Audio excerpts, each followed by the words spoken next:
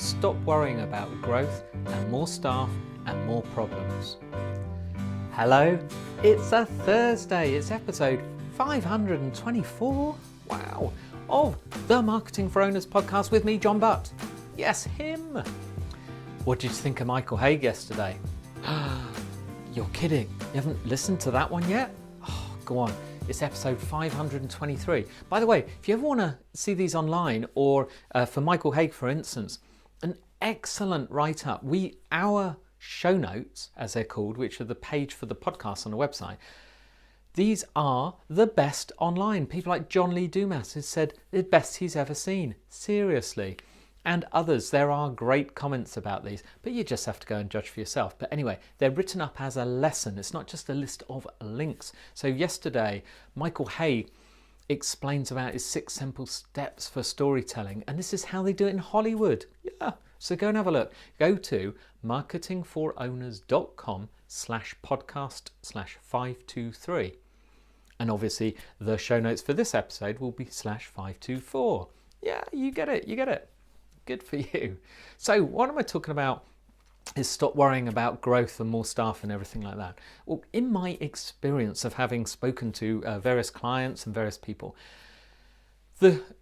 most people want to grow a business, which is fair. I want to grow a business, but they haven't really thought it through. So they want to grow a business, and that's great. Growth. But that tends to involve more staff, and it tends to involve more problems. And what I'd like you to do is just to take a step back before you take all that on board. Before you decide to grow or to put a strategy in place, make sure you have all your ducks in a row.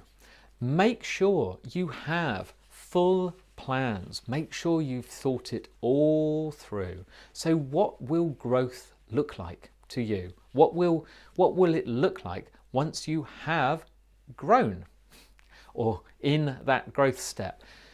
Are you thinking, well, if we increase our sales by 30%, that will be fabulous? Have you considered that your current staff, they may be working flat out just to do what they do at the moment?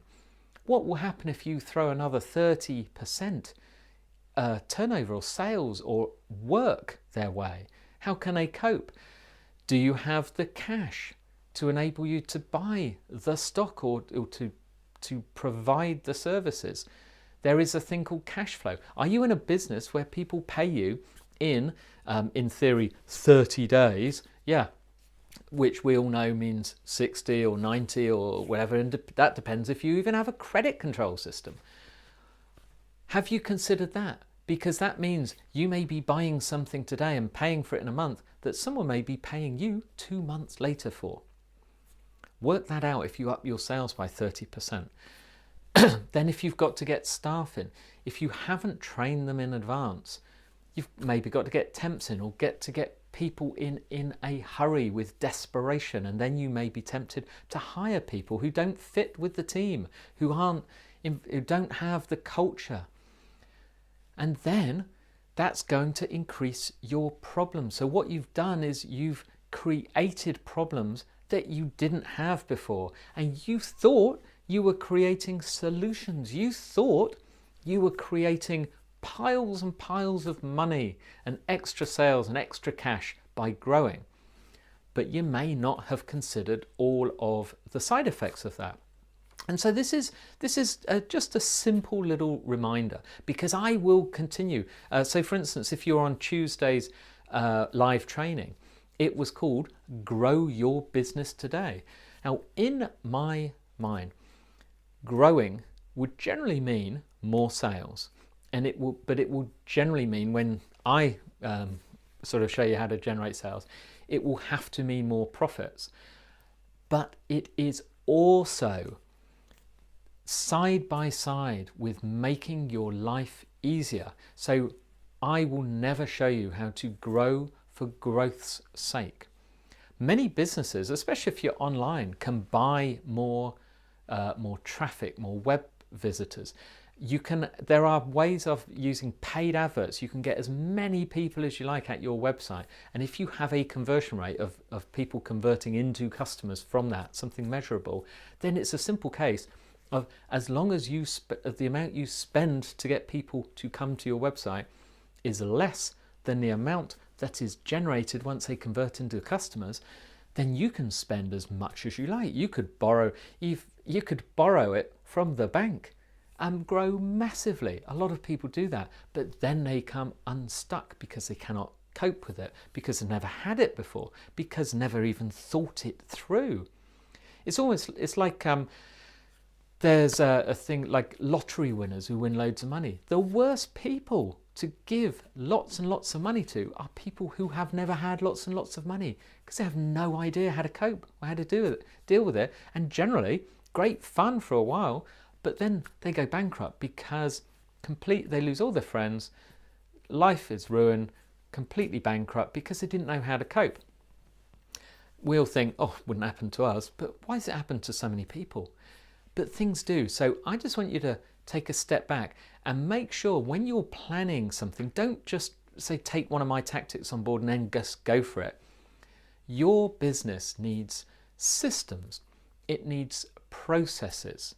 I'm sorry, but yeah, that's how it does.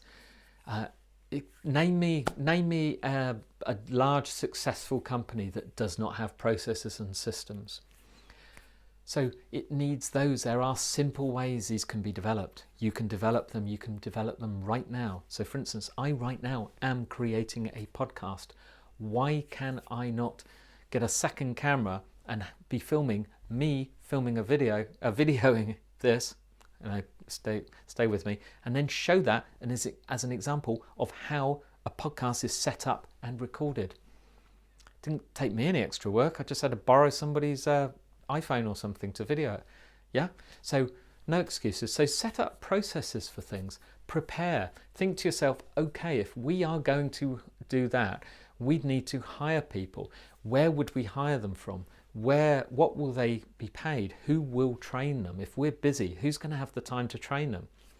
What will we expect them to do? Are they permanent? Is this a temporary rush? Things like that.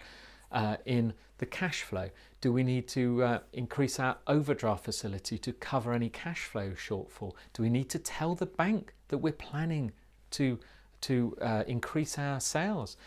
Perhaps they have some advice. Do we need to tell our suppliers? Can they supply our extra sales so that we don't go and sell things and then our suppliers can't supply us, and then we let our customers down? Those customers go away because they think we're awful, and then they take some of the other business with them.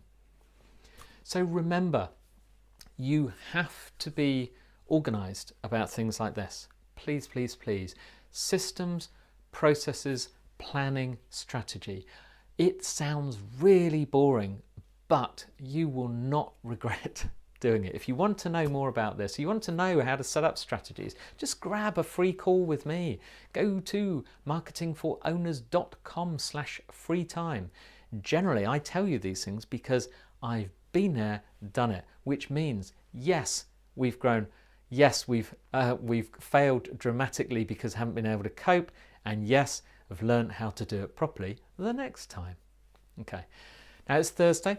Time for a Drive Time podcast. Today we're featuring the Marketing Cloudcast. Now this is by Salesforce. Salesforce is the world's largest CRM. Simple as that. If you don't know salesforce.com, don't worry. But it helps the biggest companies do their marketing, or it helps all sizes of companies, but the big ones use Salesforce, except for Microsoft got their own, and Oracle, of course. But they know a thing or two, and it's run by Joel Book and Heike, can't remember her name now, but it's good that I could remember her name was Heike, but Heike Young, that's it, at Marketing Cloudforce. It's once a week. They interview great current marketers, and so it's not all about Salesforce. They talk about marketing in general, but it's really, really well produced, as you'd expect from a solid company like Salesforce. It's very interesting. They have extremely, extremely interesting, extremely good guests, and it's just the right length for a commute. So remember, Marketing Cloudcast, Drive Time podcast, you'll love it. Tomorrow, is our ones to watch, and we have a photographer. This guy is a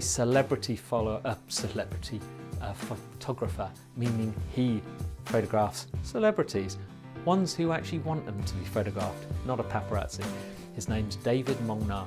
He's great, really, really nice bloke. Wears a blue V-neck t-shirt, wears the same every day. It's a great story, but and he explains to us how he built his business as a photographer. So it's not, don't worry if you're not a photographer, it's about the whole all-round thing. Lovely guy, just had a little daughter, little Rose. So get on board, listen to that, and then you have a nice weekend. Speak to you soon.